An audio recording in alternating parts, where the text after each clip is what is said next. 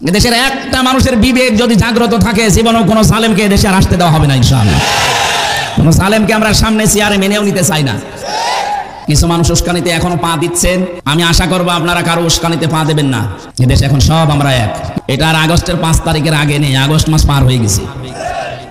এখনো পর্যন্ত পৃথিবীর ইতিহাস আমি যা জানি, যারা পালিয়ে গেছে কোন স্বৈরাচার, এরা আবার ফিরে এসেছে আমি আজও শুনিও নি, কোনো জায়গায় পড়িও নি। 805 বছর আগে পালিয়েছিল লক্ষণ সেন, ফিরে এসেছে না? আসে না। আশরাফ ঘানি পালিয়েছে, এসেছে। আসাদ পালিয়েছে, এসেছে। উনিও পালিয়েছে, আসবে না। যারা মনে করেন না আমি আশায় বুক বেঁধে আছি, আপা শর্ট করে আসবে, আসবে কি করে?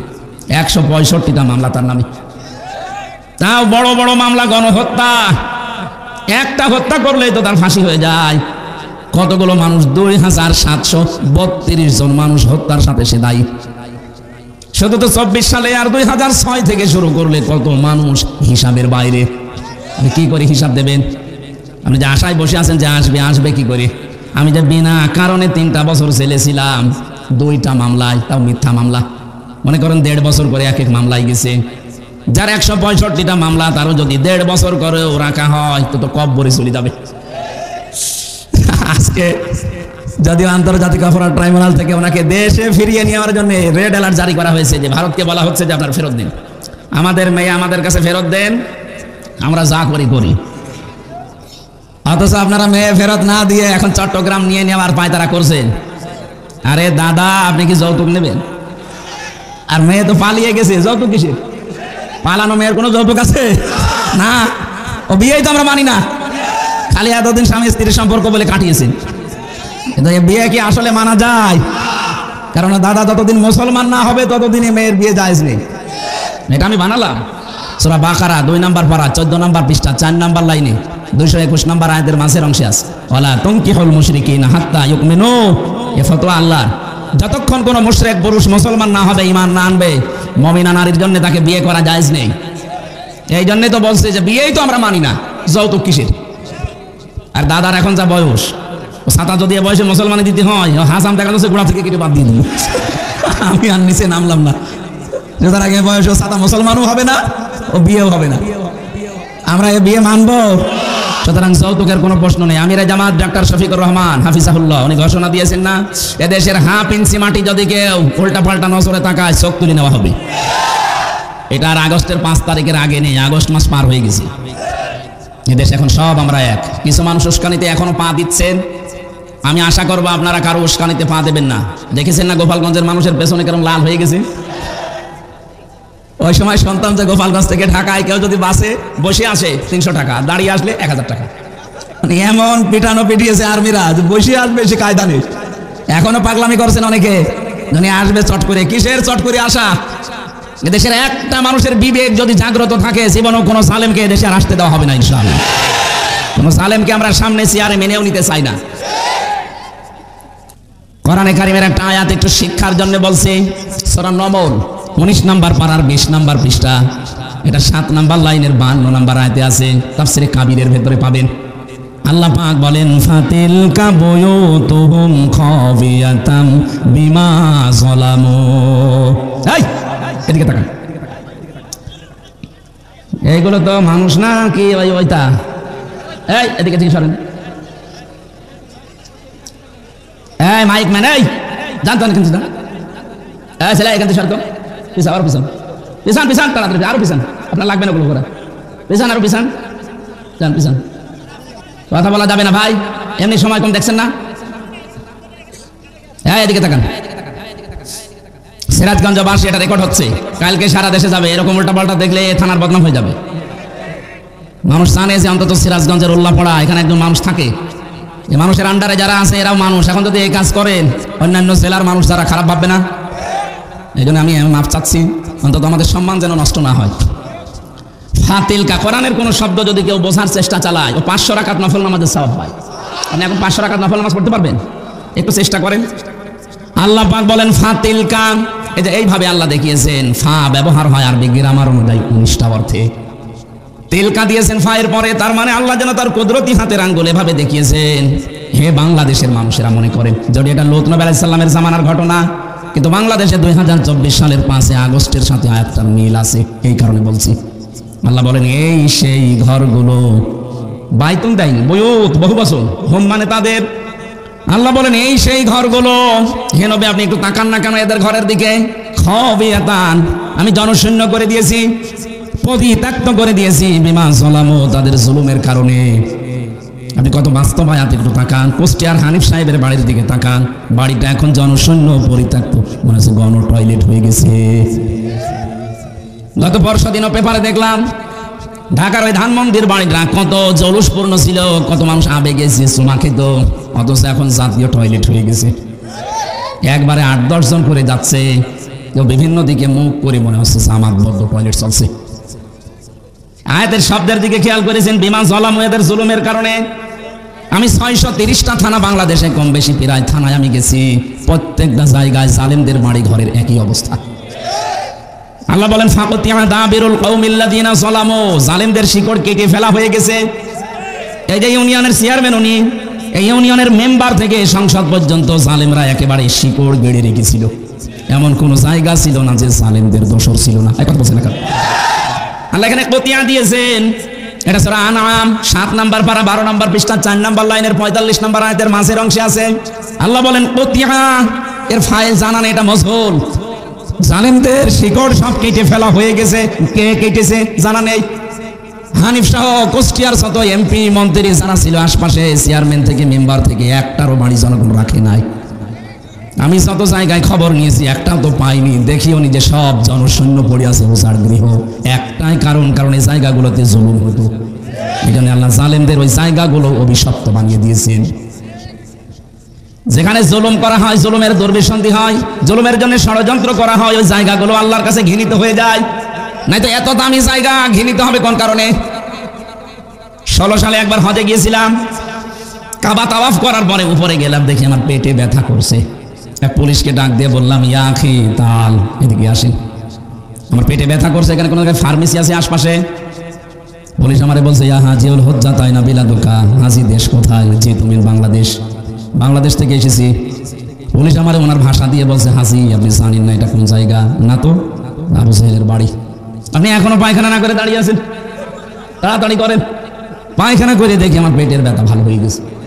না আল্লাহ যেন আমাকে জানাতে চাই, হামজা এত টাকা খরচ করে 6,500 কিলোমিটার দূর থেকে আসলে, আরে শয়তানের বাড়ি পায়খানা না করে চলে যাবা, তাড়াতাড়ি করো।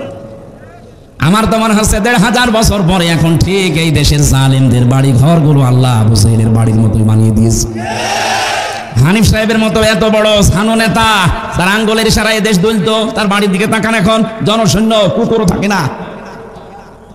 এ পর্যন্ত আল্লাহ বলে শেষ করেননি, পরেরটুকু আমাদের জন্য। এবার কি করে, ইন্না ফি যালিকা লাআয়াতাল লিকাউমিন ইয়ালামুন। যারা আরবি গ্রামার বোঝে, আয়াতটা আল্লাহ দুইটা তাকে দিয়েছেন, ইন্না আর লাম। আল্লাহ বলেন অবশ্যই এর ভেতরে শিক্ষা আছে যারা জ্ঞানী তাদের জন্য। এত বড় জালেমদের শিকড় যদি আমি আল্লাহ কেটে ফেলতে পারি, এখনো পর্যন্ত অনেকে ক্ষমতার থালা হাতে পায়নি, তাই তাদের চরিত্র মানুষের কাছে উন্মুক্ত, তারা এখনই চাঁদাবাজি আরম্ভ করেছে। আপনি মানুষ। আমির জামাত ডাক্তার শফিকুর রহমান হাফিজাহুল্লাহ ঘোষণায় দিয়ে দিয়েছে, এদেশে চাঁদাবাজি আমরা করি না, কাউকে করতেও দেব না। আপনি কোন মহারথে যে আপনাকে চাঁদা দেওয়া লাগবে? আর ইসলাম যদি আসে, সব চাইতে আগে বন্ধ হবে এই বাংলাদেশ থেকে দুর্নীতি। হ্যাঁ, কথা বলেন না কেন? 2 নম্বরে চাঁদাবাজি, এটা যে কত বড় জঘন্য অপরাধ, যাদের কাছে এগুলো করা হয় তারা জানে। যারা এগুলো করছেন, আমি আশা করব আমরা থামবেন। আপনারাও মজলুম, আমরাও মজলুম, কিন্তু আপনারা আমাদের চাইতে বেশি না। এই বাংলাদেশে না, এই পৃথিবীর ইতিহাসে আমার মনে হয় সাহাবায়ে কেরামের পরে সবচাইতে বেশি মাজলুম এবং কোণঠাসা একামতে দিনের লোকেরা। এখানে গল্প করে কারা? পরে কিচ্ছু বলা যাবে না, আগে শোনেন তারপরে। সূরা কাসাসের 5 নম্বর আয়াতের বাংলা অর্থটা করে আমি তাফসিরে যাচ্ছি। রব্বুল আলামিন আমাদের আশার বাণী শুনিয়েছেন, নুরিদু আন্নামুন্না আলাল্লাযীনা ইসতুযিফু ফিল আরদ। আল্লাহ পাক বলেন, আমি একটা ইচ্ছা করেছিলাম। একটু ভালো করে বলেন তো, ইচ্ছাটা কার? আরো জোরে। ফাআলুল লিমা ইউরিদ, আমি যা ইচ্ছা তাই। কথা বলেন না কেন? আমি যা ইচ্ছা তাই। ইন্নামা আমরুহু ইযা আরাদা শাইআন আইয়াকুলা লাহু কুন ফায়াকুন। যদি আমি কোনো কাজের ইচ্ছা করি শুধু কোন বলি, সঙ্গে সঙ্গে ফায়াকুন হয়ে যায়। হাজার হাজার বছর আগের একটা কাহিনী। আল্লাহ বলেন ফেরাউন ওই সময় জাতিকে বিভিন্ন দলে বিদলে বিভক্ত করে একটা মাত্র দলকে সে দুর্বল করে রেখেছিল, কোণঠাসা করে রেখেছিল। আপনি দেখান বাংলাদেশের দিকে আমাদের ভেতরেও হাজার হাজার দলে আমাদেরকে বিভক্ত করে রেখেছে এই লেডি ফেরাউন। ওই সময় ছিল পুরুষ ফেরাউন। ওর প্রথম কর্মসূচি ছিল মানুষকে দলে দলে বেশি দলে দলে ভাগ করতে পারে, তাহলে মানুষের শক্তি নষ্ট হয়ে যাবে। আজও বাংলাদেশে দেখেন অনেককে এই হাওয়া দিয়ে, এই বুদ্ধি দিয়ে মানুষকে দল করায় আলাদা আলাদা করে। এ দলে এদেশে এমনও দল আছে শুধু সভাপতি আর সেক্রেটারি, আর কেউ নেই। ওই যে চেয়ারম্যান, আমি সেক্রেটারি, এই পরিচয়, তাছাড়া দলের একটা লোক নেই। তাও বাবা চেয়ারম্যান, ছেলে সেক্রেটারি, কথা বলছেন একটা দল। ফেরাউনের কাজ প্রথমে এটা ছিল, এর আগে আয়াতে আল্লাহ দিয়েছেন আজালা মিনহা শিয়াআয়। ও দলের ভেতরে, দেশের ভেতরে দল দল দল খালি ভাগ করতো। তার ভেতরে একটা দলকে একটা দলকে সে টার্গেট করেছিল যে এই দলটা যদি কোণঠাসা করে রাখা যায় তাহলে বাকি দলগুলো এমনি কথা বন্ধ হয়ে যাবে। আমার তো মনে হচ্ছে আয়াতের সাথে বাংলাদেশের একটা মিল আছে। এই 54 বছরে জালেমরা যারাই আসুক তাদের একটাই টার্গেট, এই দেশে একামতের দিনটা কোণঠাসা হয়ে থাক। এমনকি বিশ্বের বহু মানুষ এইটাই চাচ্ছে যে এরা কোণঠাসা হয়ে থাক, এরা দুর্বল হয়ে থাক, এরা জুলুম নির্যাতন অত্যাচারের স্টিম রোলার দিয়ে এদেরকে যদি দাবিয়ে রাখা যায়, বাকি যে ছোটখাটো সভাপতি সেক্রেটারি ও সাথে এমনি বন্ধ হয়ে যাবে। আল্লাহ বলেন আমি একটা কাজ করিলাম, আমি ইচ্ছা করলাম যে এই দুর্বল দলটার উপরে মানান করতে। মানান মানে অনুগ্রহ, দয়া। আমি আল্লাহ তাদের উপর একটা দয়া করার ইচ্ছা করলাম। ওয়ানাজালাহুমা ইম্মাতান, আমি আল্লাহ চাইলাম তাদেরকে জমিনের নেতা বানিয়ে দেব। ওয়ানাজালাহুমাল ওয়ারিসিন, জমিনের ওয়ারিস তাদেরকে আমি আল্লাহ বানাবো। ঠিক আমার মনে হচ্ছে 2024-এর 5 আগস্টের পর থেকে আয়াতটা আল্লাহ নতুন করে দেখাচ্ছে। এতদিন যাদেরকে আপনি কোণঠাসা করে রেখেছিলেন ওদেরকে আল্লাহ এখন একটু মনন করেছে, ওদেরকে জাতির নেতা বানিয়ে দিচ্ছে। কথা বলছেন এখন শুধু নেতা না, জমিনের উত্তরাধিকারী আল্লাহ বানাবে। কেন বানাবে আল্লাহ পরের আয়াতে দিয়েছেন, সূরা কসস 6 নম্বর আয়াত, অনুমাক্কিনা লাহুম ফিল আরদ। আল্লাহ পাক বলেন আমি জমিনে তাদেরকে শাসন ক্ষমতা দিয়ে দেব। ও নুরিয়া, আমি দেখাতে চাই ফেরাউনকে, ও হামানকে, ও জুনুদাহুমা এবং তার দলের লোক সৈন্য বাহিনীকে, মিনহুম মা কানু ইয়াহদারুন, এই মানুষগুলো পৃথিবীতে যাদেরকে বেশি ভয় পেত আমি আল্লাহ তাদেরকে জমিনের শাসন ক্ষমতা দিয়ে তাদেরকে দেখাবো। এই আয়াতটা খাপের খাপ, মুনতাসের বাপ মিলে যাবে সামনে ইনশাআল্লাহ। কোরআনের পাখি আল্লামা শহীদ দেলাওয়ার হোসাইন সাইদি রহমতুল্লাহ আলাইহি জীবনে যতগুলো স্বপ্নের কথা বললেন, একটা স্বপ্নকেও আল্লাহ বাদ দেয়নি, সবগুলো দেখিয়েছেন। এমনি দেখাননি। সূরা ফাতিহা, লাকাদ সাদাকাল্লাহু রাসূলাহুর রুয়া বিল হক, অবশ্যই আমি আল্লাহ, এখানে ফাইল কর্তা আল্লাহ নিজে। লাকাদ সাদাকাল্লাহ, আল্লাহ বলেন অবশ্যই আমি আল্লাহ সত্যে প্রমাণ করব আমার রাসূলের স্বপ্নকে। বলেন তো রাসূল এখন আছে? এক কথা বলেন না কেন? রাসূলের নায়েব আছে, ওলামা ইকরাম যারা, আল উলামা ওয়ারাসাতুল আম্বিয়া, আলেমরা না রাসূলের ওয়ারিস। সুতরাং রাসূলুল্লাহর স্বপ্ন যদি আল্লাহ সত্য প্রমাণ করে দেখাতে পারেন, রাসূলের ওয়ারিস যারা তাদের স্বপ্ন আল্লাহ দেখাবে না? এক কথা বলেন না কেন? অবশ্যই দেখাবে। লা তারফাউ আসওয়াতাকুম ফাওকা সাউতিন নাবিয়্যি ওয়া লা তাজহারু লাহু বিল কওলি কাজহারি বা'দিকুম আন তাহবাতু আমালিকুম ওয়া আনতুম লা তাশউরুন। সাবধান ইমানদারেরা, আমার রাসূলের কথার উপরে আওয়াজ করে কথা বলবা না। আজটা তো 1500 বছর আগে শেষ হয়ে যাওয়ার কথা, এখনো কোরআনে আছে। কোন কারণে আছে? এই জন্য রাসূল থাকবে না, কিন্তু তার ওয়ারিসরা থাকবে। রাসূলের কথার উপরে ওয়াজ করে আওয়াজ করে কথা বললে যেমন আমল আখলাক সব নষ্ট হয়ে যায়, রাসূলের ওয়ারিসদের উপরে যদি কেউ কথা বলে তার পেছনের আমল আল্লাহ নষ্ট করে দেবে। আনতাহবাত আমালুকুম, আমলের বহু বছর আমাল, একটা কাজও বাকি থাকবে না। আপনার নামাজ, রোজা, দান, সাদকা যা করেছেন দুনিয়ায় সব আল্লাহ বলেন আমি নষ্ট করে দেব। ওয়া আনতুম লা তাশউরুন, টেরও পাবে না কখন নষ্ট হয়ে গেছে। এই জন্য রাসূলের স্বপ্নগুলো যদি আল্লাহ সব সত্যে প্রমাণ করে দেখাতে পারেন, আমাদের যিনি রাসূলুল্লাহর ওয়ারিস আমরা যাদেরকে মনে করি দেশে আলেমরা, আর এক বাক্যে দলমত নির্বিশেষে সারা পৃথিবী থেকে আল্লামা সাইদি, এই আল্লামা শব্দটা এমনি দেওয়া হয়নি। কথা বলে না কেন? শহীদ আল্লামা দেলাওয়ার হোসাইন সাইদি 50টা বছরে কোরআনে কারিমকে বিশ্বের বিভিন্ন দেশে প্রমাণ করেছেন, প্রচার করেছেন। এই লোকটা আলেম, তার যে স্বপ্নগুলো আল্লাহ সব আমার মনে হচ্ছে একটা একটা করে দেখাচ্ছে। বলেছিলেন আলেমরা ইঁদুরের গর্ত পাবে না, ঠিক পাচ্ছে না, একবারে খাপের খাপ মিলে গেছে। কথা বলছে না কেন? বলেছিল শুধু নাড়া দেওয়া হবে, এখান থেকে দিল্লি গিয়ে পড়বে, তাই পড়েছে।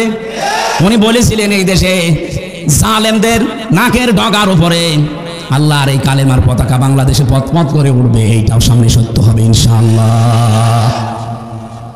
যেহেতু কোরআনে কারিমের আয়াতের সাথে বাস্তবতা মিলছে, এই কারণে বললাম। তাহলে আমাদের এই আয়াত থেকে শিক্ষা নেওয়ার বিষয়ে, এত বড় জালেমদেরকে যদি আল্লাহ কেটে কুটে শেষ করে দিতে পারে, আমরা যারা সামনে চেয়ারে বসবেন, যেই বসবেন যেন জালেম হয়ে যাবেন না। যদি জুলুম করেন আপনাকে আল্লাহ আপনার বাড়ি ঘর কিন্তু উজাড় গৃহ বানিয়ে দিবে। আল্লাহ আমাদের শিক্ষা নেওয়ার তৌফিক দিন, বলেন আমিন। যে কথাটা তুলেছিলাম আয়ামে জাহিলিয়াত ছিল ১৫০০ বছর আগে, আরে ১৫.৫ বছরে আল্লাহ আমাদের উপর থেকে আও আমি জাহিলিয়াতের পাথরটা দূর করে দিলেন। শব্দ দুইটা প্রায় কাছাকাছি, আই এম এ আর আও আমি, এর কথা বলছেন না, কাজ অপিরায় তাদের কাছাকাছি। সুতরাং আল্লাহ আমাদেরকে বাঁচিয়েছেন, যে আল্লাহ আমাদেরকে বিশাল পাথর আমাদের বুকের উপর থেকে সরিয়ে যে কথা বলার মতো একটা শক্তি দিলেন। প্রশ্ন আসতে পারে এতদিন কথা বলেননি, হ্যাঁ বলেছি, কিন্তু অর্ধেক কথা বলতে পারিনি। কোরআনে কারিমে আল্লাহ জানিয়েছেন খালাকাল ইনসানা আল্লামাহুল বায়ান, আমি মানুষ বানিয়েছি আর কথা বলা আমি শিখিয়েছি। এই বায়ান শব্দের ব্যাখ্যা এসেছে, মুফাসসির ইকরাম লিখেছেন একটা মানুষ যে কথা বলে, এক একটা কথা তৈরি হতে ২৭টা ধাক্কা লাগে। এই কণ্ঠের ভেতরে ২৭টা ধাক্কা লাগার পর একটা কথা তৈরি হয়। আর কোরআন আর হাদিসের ব্যাখ্যা বলছে, এটা তো বিজ্ঞানের তথ্য। কোরআন হাদিস বলছে প্রত্যেকটা স্তরে একজন করে ফেরেশতা বসে আছে, এর কাছে এর কাছে এর কাছে এভাবে দিতে দিতে ২৭ নাম্বার জায়গায় আসার পরে এই মুখের গর্ত থেকে একটা কথা বের হয়ে যায়। অথচ এই কথা বলার এই বাকশক্তিটা রুদ্ধ করে রেখেছিল এই জালেমরা। কথা আমরা বলতেই পারি নাই, কথা বলেন ঠিক কিনা? যে কয়জনই কথা বলেছে তারা এই অন্ধকার প্রকোষ্ঠে জীবন কাটিয়েছে। সুতরাং আল্লাহ যে এই বাকশক্তি যারা চেপে রেখেছিল আল্লাহ যে ছেড়ে দিয়েছেন, যারা এখন কথা বলতে পারেন, জবান খুলে বলেন আলহামদুলিল্লাহ। আমরা রাসূলের উপরে দরুদ আর সালাম পাঠের মাধ্যমে তেলাওয়াতকৃত আয়াত সূরা মায়েদা, কোন সূরা বলেন বলেন? একটা মাত্র আয়াত পড়েছি, আয়াতের নাম্বার ১২। কত? মায়েদা মানে দস্তরখানা। মায়েদা মানে কি? তাম দুনিয়াটাই আল্লাহ দস্তরখানা বানিয়ে রেখেছে। এই সূরার নামকরণে আমি একটা হাদিস পেয়েছি, বিশ্বনবী জানিয়েছেন কেউ যদি দস্তরখানা বিছিয়ে খাবার খায় আর পড়ে যাওয়া খাবারটা তুলে খায় দস্তরখানা থেকে, তাহলে তার জান্নাতের হুরদের দিনমোহর আদায় হয়ে যায়। আমলটা ছোট কিন্তু বিশাল বেনিফিট পাবেন। আপনি জান্নাত পাবেন কিনা সে গ্যারান্টি নেই, অথচ জান্নাতের হুরদের দিনমোহর পর্যন্ত আদায় হয়ে গেছে এই ছোট্ট একটা কাজে। আপনি জান্নাত না পেলে এত বড় সুসংবাদ নবী দিত না। এই জন্য আজকে থেকে আমলটা কেউ ছাড়বেন না। দস্তরখানা বিছিয়ে খাবার খাওয়া যদিও ছোট মনে হয়, এটা কিন্তু সুন্নাহ। কথা বলেন না কেন? আমাদের এই শরীরের ভেতরে ৩৬০টা হাড় আছে। এই যে হাড়গুলোর জোড়া, নবীজি বলেন এই জয়েন্টে জয়েন্টে যে জোড়াগুলো লেগে আছে, প্রতিদিনই জয়েন্টে সাদগা দেবা। সাহাবী বলেন হুজুর আমি গরিব মানুষ, সাদগা পাবো কোথায়? বিশ্বনবী বলেন দুইটা কাজ দুনিয়ায় করলে সাদগা আদায় হয়ে যাবে। মসজিদের ভেতরে যদি কোনো ময়লা পড়ে থাকে, কপ ছোট কাশ যাই ময়লা থাকে, নিজের দায়িত্ব মনে করে তুলে ফেলে দিবা। আর দস্তরখানায় পড়ে যাওয়া খাবারটা তুলে খাবা। তাহলে নবীজি জানিয়েছেন এই যে ৩৬০টা জোড়া, এর সাদগা আল্লাহ তোমার কাছ থেকে আদায় বলে ধরে নেবেন। আমরা এই আমলগুলো করি। নামকরণের ভেতরে আরো হাজারো কথা ছিল, আমরা তাফসিরে যাচ্ছি। এই আপনারা কথা বলেন কেন? একদম স্তব্ধ হয়ে যাবে। যখন নামাজ চলছে ৫০০ রাকাত নফল নামাজের সওয়াব পাবেন ১ ঘন্টায়। আমার ভাইরা, আজকের আলোচনার বিষয়টা বলেছিলাম আল্লাহ আছে কাদের সাথে। বললাম না যে প্রত্যেকটি ধর্মের মানুষরাই তার দেবতাকে সঙ্গে রাখতে চায়। ওই যে বেদুইন রাখতে চেয়েছিল, নবীজি বললেন যে নাকটা ভেঙে গেছে। বলে হ্যাঁ নাক ভেঙেছে আমার কারণেই, আমি এরে রেখে কোনো জায়গায় যাই না। এমনকি টয়লেটে যাওয়ার সময় চিন্তা করলাম খোদা এই টয়লেটে নিয়ে যাওয়া যায়, রাখলাম পাশে। কাজ সেরে এসে দেখি ওর মাথা থেকে পা পর্যন্ত পুরা ভিজা। চিন্তা করলাম খোদার গা ভিজা, না জানি কোন রহমত বরকতের পানি হবে। জব্বা বের করে চাটলাম, খাইলাম, দেখি গন্ধ দুর্গন্ধ, একটা বিটঘুটিয়া একটা কি এরকম স্বাদ, উদ্ভট স্বাদ। পানিটা যদি রহমতের পানিতে গন্ধ হবে কেন? আশপাশে তাকিয়ে দেখি একটা কুকুর দাঁড়িয়ে আছে, ওর নিচ দিয়ে পানি টপকাচ্ছে। এইবার টের পালাম যে এ কোন রহমতের পানি। মেজাজ গেল খারাপ হয়ে, এই তুই খোদা না খোদা? কুকুরের পোশাক থেকে নিজেকে বাঁচাতে পারো না, আমি বিপদে পড়লে বাঁচাবে কি করে? দিলাম একা ছাড়, গেছে নাক ভেঙে। নবী এদের অসারতা, এদের কল্পকাহিনী, এদের মিথ্যাচার, এদের সব ভুয়া বিষয়গুলো আমি ধরে ফেলেছি, যেগুলো সব বাজে জিনিস। আমি আর এই মিথ্যাচারের সাথে থাকতে চাই না। আমি এসেছি তাওহীদের নিচে আশ্রয় নিতে। দয়া করে আপনি আমাকে পড়িয়ে দেন লা ইলাহা ইল্লাল্লাহু মুহাম্মাদুর রাসূলুল্লাহ। আমার মনে হয় সেই সময় এখন এসে গেছে। আজ হাজারো মানুষ তাদের ভুলটা অন্তত আজ করতে পেরে বিবেকের তাড়নায় তারা ফিরে আসতেছে। গত বর্ষ দিন যশোরে কলেজের অধ্যাপককে আমি শুধু 3 মাস বলেছিলাম, স্যার আপনি একজন বিসিএস ক্যাডার, আপনার ইমান নেই কিন্তু আপনার বিবেক আছে, আপনি আমার ধর্মীয় গ্রন্থ কোরআনটা শুধু একটু বুঝে পড়বেন বাংলায়, আমি আরবি পড়তে পারেন না জানি, শুধু বাংলায় পড়বেন। আপনাকে আমি মুসলমান হতে বলি না, কারণ আমাদের ধর্মে জোর জবরদস্তি নেই। কি আছে? লা ইকরাহা ফিদ্দিন, বাড়াবাড়িও নেই। আমাদের ধর্মে কোনো জোর জবরদস্তি যদি থাকতো 850 বছরে এলাকাটা মুসলমান শাসন করেছে, একটা হিন্দু খুঁজে পাওয়া যেত না। অথচ আমরা মুসলমান, আমাদের আমানত ভারতে, তারা এখন কি করছে দেখছেন? মসজিদগুলো ভেঙে ভেঙে মন্দির বানাচ্ছে। 500 বছর আগে এখানে মন্দির ছিল। নাফারমান জাতি একটা, এই উগ্রপন্থী হিন্দুরা, এদের ভিডিওগুলো দেখবেন, কত বড় জঙ্গি এরা, তামাম দুনিয়ায় ভাইরাল করে দেন। খ্রিস্টানদেরকে বলবো, ডোনাল্ড ট্রাম্প এই জন্য উনি সিদ্ধান্ত নিয়ে ফেলেছে 16 লাখ ভারতীয়কে জানুয়ারির 20 তারিখের পরে উনি যে শপথ নেবেন এরপরে ফেরত পাঠিয়ে দেবেন। এমনি না, 2 জন খ্রিস্টান মেয়েকে, যুবতী মেয়েকে ভারতে উলঙ্গ করে হাঁটিয়েছে। এরা জাতি হিসাবে কলঙ্ক, মানবতার শত্রু এরা, তামাম দুনিয়ার কারোর সাথে এদের মিল নেই। এই কথা বলেন না কেন? খ্রিস্টান মেয়েদেরকে আপনি উলঙ্গ করে ঘোরালেন রাস্তায়, ট্রাম্প আপনাদের ছেড়ে দেবে? এখন এই যে 16 লাখ পাঠিয়ে দিচ্ছে, দাদার ধুতি সামলাতেই জীবন শেষ হয়ে যাবে। আর আমরা অলরেডি বলে দিয়েছি যে না, আমাদের ব্যবসা বাণিজ্য বলেছিল যে আমরা না খেয়ে মারা যাব। পাকিস্তান থেকে, তুরস্ক থেকে, চীন থেকে আমাদের খাবার আল্লাহ পাঠিয়ে দিচ্ছে, ওদের সাথে কিচ্ছু দরকার নেই। আফগানিস্তান, পাকিস্তান, নেপাল, ভুটান, চীন, মায়ানমার, এগুলো যদি ওদের ছাড়া চলতে পারে, বাংলাদেশে চলতে পারবে ইনশাআল্লাহ। একটা রাষ্ট্রের সাথে ওদের মিল নেই, প্রত্যেক জায়গায় ওদের সমস্যা। সারা বিশ্বে আমরা দেখি মানুষ মাটির নিচে তেল পায়, গ্যাস পায়, লোহা পায়, স্বর্ণ পায়, আর ওই শয়তানরা শুধু মসজিদের নিচে মন্দির পায়। পিটিয়ে সোজা করা দরকার। কথা বলে না কেন? প্রতিবেশী হিসাবে এরকম একটা নাফারমান থেকে আমরা পেয়েছি, কবে যে মাথার উপর থেকে নামবে নাফারমানরা আল্লাহ জানে। খ্রিস্টানদেরকে বলবো, আপনার যুবতী মেয়েকে যারা উলঙ্গ করে হাঁটিয়েছে এই উগ্রপন্থী হিন্দুদেরকে ছাড়বেন না। 200 কোটির উপরে মুসলমান আমরা, গরু খাওয়ার অপরাধে মুসলমান সবাই করা হচ্ছে। গত বর্ষ দিনে 2 জন যুবতী মুসলমান মেয়েকে, যুবতী ধর্ষণ করার পরে তার লজ্জাস্থানে লোহা ঢুকিয়ে দিয়েছে। ষড়যন্ত্র বহু চলছে কিন্তু এই দাদাদের দেশ থেকে এখনো থামেনি। আমরা একটু শুধু ইঙ্গিত দিয়েছিলাম, দেখেন কান্নাকাটি আরম্ভ অলরেডি করে দিয়েছে।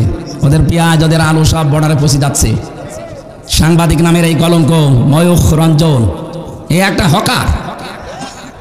হকার বললো হকারের বদনাম হবে, এ আমার মনে হয় হিজরা। এরে বাংলাদেশের এই হিজরাদের কাছে 1-2 ঘন্টা দেওয়া দরকার, ছিঁড়ে খেয়ে ফেলবে। শয়তান উল্টাপাল্টা কথা শুধু বাংলাদেশের নামে বলে আর মুসলমানদের বিরুদ্ধে। প্রতিবেশী হিসাবে সতর্ক করছি, আল্লাহর ঘর কাবা ধ্বংস করার জন্য এসে আবাবিলের কি পরিণতি হয়েছিল আব্রাহার দেখেননি? ওই আল্লাহ এখনো আবাবিল পাঠাতে পারে। মুসলমানদেরকে যা করছেন করেন, আল্লাহর ঘরগুলো ভাঙা বন্ধ করেন। আজকেও সকালে একটা ঘর ভেঙেছে মসজিদ। সতর্ক করলাম, যদি ভালো লাগে মেনে নেন, না হলে কিন্তু আল্লাহ আবাবিল পাঠালে তখন দোয়া করেও কাজ হবে না। কথা বলে না কেন? তখন বলবেন আপনারা আমার প্রতিবেশী কিছু বলেননি, এই জন্য বললাম। আশা করছি আপনারা সতর্ক থাকবেন, আল্লাহর ঘরগুলো ভাঙা বন্ধ করেন। আর ওদের ভিডিও পেলে আপনি বিশ্বের মিডিয়ায় ছড়িয়ে দিন তো, সারা দুনিয়া দেখুক যে এই দুনিয়ায় সবচাইতে বড় উগ্র এই হিন্দুরা। সব হিন্দু না, শুধু উগ্রপন্থী হিন্দু ছাড়া তারা।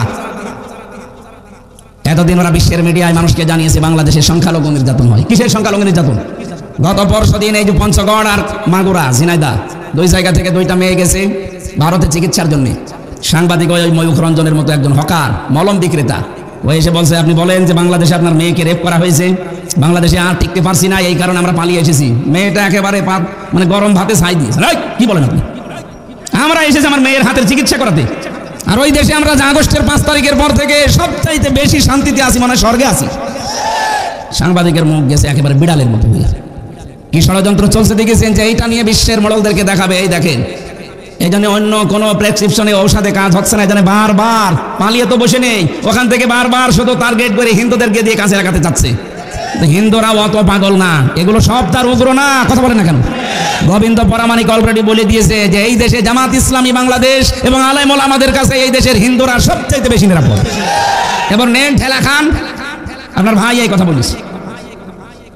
এজন্য সবাই চাই যে আল্লাহ আমার সাথে থাক। সে ভগবান বলেন আর দেবতা বলেন আর যাই বলেন, আমরাও চাই আল্লাহ যেন আমাদের সাথে থাকে। আমরা চাই না? মুসা আলাইহিস সালাম 12 জন নকিব দলপতি, এখন বাংলাদেশে মনে করেন 12 জন মন্ত্রী। 12 জন মন্ত্রী নিয়ে আমেরিকায় গেছে, যেহেতু তামাম দুনিয়ার মডল। এই এদিকে তাকান, 12 জন মডল নিয়ে গিয়ে উনি 12 জন এমপি নিয়ে গেছে, মনে করেন মন্ত্রী। আমি বাংলায় বোঝাচ্ছি কারণ সহজে বুঝবেন। মুসা নবী 12টা গোত্র থেকে 12 জন নকিব দলপতি সর্দার মন্ত্রী মনে করেন, এদেরকে নিয়ে গেলেন আল্লাহর কাছে। ডাক দিয়ে বলেন, রব্বুল আলামিন রব্বি আরিনি, আমরা দেখতে চাই তোমাকে। আল্লাহ বলেন, লাং তারানি, আমাকে দেখা যাবে না। বলেন তো মুসা নবীর মতো পাওয়ারফুল একজন নবী, এত বড় নবীকে যদি আল্লাহ লাং তারানি বলেন না, কখনো দেখা সম্ভব না। কারণ যে চোখের পাওয়ার আছে, এই পাওয়ার দিয়ে দুনিয়ায় থেকে আমি আল্লাহকে দেখতে পাবে না। অথচ বাংলাদেশে কত ভণ্ড আছে, পীরের নামে কলঙ্ক এগুলো। এই মানুষগুলো নাকি আল্লাহর সাথে সরাসরি দেখা হয়। যদিও আমাদের রাজশাহী, খুলনা এই বিভাগের মানুষগুলো এখনো সতর্ক আছে, কিন্তু এই ঝামেলায় পড়ে আছে চট্টগ্রাম আর সিলেটের মানুষেরা। ওদের তো ঘরে ঘরে পীর, আর সব নাকি আল্লাহর সাথে দেখার কথা হয়। মুসা নবীকে আল্লাহ বলছিলেন তারানি, কখনো সম্ভব না দেখা। নবী যদি না পারে, এরা পারে কি করি? এগুলো সব ভণ্ডামি। এই ভণ্ডামি কথা বিশ্বাস করবেন না। কথা বলছেন? আলহামদুলিল্লাহ, এটা রেকর্ড হচ্ছে বলে বললাম। আমার সিরাজগঞ্জবাসী হযরতে মুসা ডাক দিয়ে বলেন, রব্বুল আলামিন এরা তো দেখতে চায় তোমাকে। আল্লাহ বলেন, সম্ভব না, কিন্তু আমি তোমাদের সঙ্গে আছি। ওয়াকালাল্লাহু ইন্নী মাআকুম, অবশ্যই আমি আল্লাহ তোমাদের সঙ্গে আছি, সাথে আছি। 12 জন নকিব দলপতিকে নিজ নিজ এলাকায় যেতে বলো, জনগণকে, এলাকার মানুষদেরকে যেন এই কথা জানিয়ে দেয় যে আল্লাহকে দেখতে পারিনি, কিন্তু উনি আমাদের সাথে আছেন, আমাদের সঙ্গে আছেন। যদি আমরা দুনিয়াতে 5টা কাজ করতে পারি, তাহলে এই বাংলাদেশে যেই লোকটা 5টা কাজে আঞ্জাম দিতে পারে, সে যেন মনে করে আল্লাহ আমার সাথে আছে। কথা বলে না কেন? আমরা চাই না এটা, আল্লাহ যেন আমার সাথে থাকে, এটা চাই না। ওয়ালাকাদ আখাযাল্লাহু মিসাকা বানি ইসরাঈল, অবশ্যই আমি আল্লাহ, শব্দ শুরুই করেছেন লাকাদ দিয়ে। আমি আল্লাহ নিজে অঙ্গীকার নিয়েছিলাম বানি ইসরাঈলের এই 12 জন নকিব থেকে। ওয়া বাআসনা মিনহুম 12 নকিবা, আমি নিজে তাদের মধ্যে পাঠিয়ে দিলাম এই 12 জন নকিবকে, আর ঘোষণা দিয়ে জানিয়ে দিলাম, যাও নিজের এলাকায় যাও, জনগণকে এই কথা বলবা যে আল্লাহকে দেখতে পারিনি, কিন্তু আল্লাহ আমাদের সাথে আছে, এই ঘোষণা নিয়ে এসেছে। লাইন, অবশ্যই, যদি লামে তাকিদ আর ইন মানে যদি, লাইনা আকামতুমুস সালাতা ওয়া আতাইতুমুজ যাকাতা। 1 নম্বরে, এলাকায় যদি নামাজ কায়েম করতে পারি আর যদি যাকাত আদায় করতে পারি, ওয়া আমানতুম বিরুসুলি, আর যদি আমরা ঈমান আনতে পারি আল্লাহর রাসূলদের উপরে, ওয়া আযযারতুমুহুম, তাদেরকে সাহায্য করতে পারি, ওয়া আকরাদতুমুল্লাহা কারদান হাসানা, আল্লাহকে যদি উত্তম ঋণ দিতে পারি, এই 5টা কাজ যদি আমরা করতে পারি, আল্লাহ আমাদের গ্যারান্টি দিয়েছেন, ইন্নী, অবশ্যই আমি, মাআকুম, তোমাদের সঙ্গে আছি। আল্লাহ বলেন, আমি তোমাদের সঙ্গে আছি, সব সময় সাথে থাকবো। এই 5টা কাজ করা লাগবে। সিরাজগঞ্জবাসী, প্রথম কাজটা আকামতুমুস সালাতা। আল্লাহ কিন্তু বলেন না যে ফাসাল্লি, নামাজ পড়ো না, নামাজ কায়েমের কথা জানিয়েছেন। নামাজ নিজে নিজে পড়া যায়, কিন্তু কায়েম নিজে নিজে করা যায় না। কায়েম করতে হলে পরিবার, সমাজ এবং রাষ্ট্র লাগে। তাহলে আল্লাহকে এই দেশে যদি আমরা রাখতে চাই, আমাদের সঙ্গে নামাজ কায়েমের আন্দোলন করা লাগবে। এই কথা বলেন না কেন? এটাকে ব্যক্তিগতভাবে পারা যায় না, ব্যক্তিগতভাবে নামাজ পড়া যায়। এই জন্য ফাসাল্লি লিরাব্বিকা ওয়ানহার, কেন আপনি নামাজ পড়েন, এই একটা জায়গায় শুধু আছে, আর 82 জায়গায় আছে আকিমিস সালাত, নামাজ কায়েম করেন। ব্যক্তি, পরিবার, সমাজ, রাষ্ট্র, এগুলোতে নামাজ কায়েম করতে হলে শুধু ওয়াজ করে শোনা মতো বলে হবে না, এখানে আইন পাশ করা লাগবে। এই তথ্য আছে সূরা হজের 41 নম্বর আয়াতে, আল্লাযীনা ইম্মাক্কান্নাহুম ফিল আরদ আকামুস সালাহ ওয়া আতাবুজ যাকাত। আমি যদি আমার মুমিন বান্দাদেরকে জমিনের শাসন ক্ষমতা চেয়ারে বসাই, তারা 4টা কাজ করবে। 1 নম্বরে নামাজ কায়েম করবে। তাহলে বাংলাদেশের জনগণ, আল্লাহকে যদি আমরা সঙ্গে রাখতে চাই, নামাজ কায়েম করতে চাই যারা সংসদে, তাদেরকে পাঠানোর দায়িত্ব আমাদের। কথা বলে না কেন? এর জন্য যদি মিছিল করা লাগে, মিটিং করা লাগে, ভোট দেওয়া লাগে, যা মনে করেন করেন, এইটা ইসলাম। অনেকে মনে করে ভোটের কথা, ভয় কাট্ট, বাংলায় লেখা আছে, তাফসীর মারিফুল কোরআন নিয়ে আসেন, ইন্নাল্লাহা ইয়া'মুরুকুম আন তুআদ্দুল আমানাতি ইলা আহলিহা, বহু বচন এটা, আমানাত। অবশ্যই আল্লাহ তোমাদেরকে নির্দেশ দিচ্ছে, যাবতীয় আমানত তার প্রাপকের কাছে পৌঁছিয়ে দাও। এখানে আমানাত 9টা অর্থ আছে। 1 নম্বর অর্থ হচ্ছে রায় দেওয়া, ভোট দেওয়া। আপনি মারিফুল কোরআন তাফসীর খুলে দেখেন, বাংলায় যদি লেখা না থাকে ভোট, রায়, আমি কথা বলবো না। এটা যদি দুনিয়ার কাজ হতো আমি বলতাম না, তাফসিরে পড়েছি এই কারণে বললাম। এরপরেও যদি কেউ দুনিয়ার কাজ মনে করে এড়িয়ে যান তাহলে মারিফুল কোরআন আপনি ছিঁড়ে ফেলেন। পারবেন আপনি? তাহলে কথা মেনে নেওয়া লাগবে। নিজেও পড়বেন না, হামজা বলবে আপনি মানবেন না, আপনি কি হয়েছেন কি? না, আপনাকে মানা লাগবে। আমিরে জামাতের কথার ধরন দেখেননি, সাদাবাজি করবো না, করতেও দেবো না। আপনি মানবেন না মানে আপনাকে মানাবো। আরে মানাবো এই শব্দটা প্রয়োগ করতে হলে রাষ্ট্রে ইসলাম লাগবে। কথা বলেন ঠিক কিনা? আমরা আল্লাহকে সঙ্গে রাখতে চাই। এই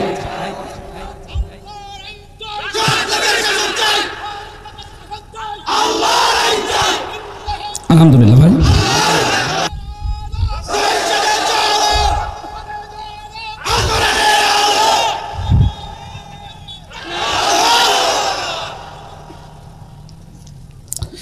রাজনীতি যদি মনে করেন হ্যাঁ আমার এইটাই রাজনীতি, যদি দিন প্রচার মনে করেন হ্যাঁ আমার এইটাই দিন প্রচার, আমি যেভাবে কোরআন পড়েছি বুঝেছি আমি এইভাবেই তাফসীর পড়েছি, আল্লাহকে আপনি সঙ্গে রাখতে চান, অথচ নামাজ কায়েমের আন্দোলন করবেন না, নামাজ শুধু পড়বেন, আপনার সাথে আল্লাহ নেই। আপনাকে নামাজ কায়েমের কথা প্রথম দিয়েছেন, তাও ইন দিতেন, হয়েছে তো লা দিয়েছেন। আরবি গ্রামার যারা জানে কত কঠিন শব্দ জানেন এটা, লাইনা আকামতুমুস সালাতা, অবশ্যই যদি তোমরা নামাজ কায়েম করো। বলেন তো নামাজ কায়েমের দায়িত্ব কার? রাষ্ট্রের। কার? রাষ্ট্রে যদি ওইভাবে মানুষ না যায় নামাজ কায়েম করবেন কখন?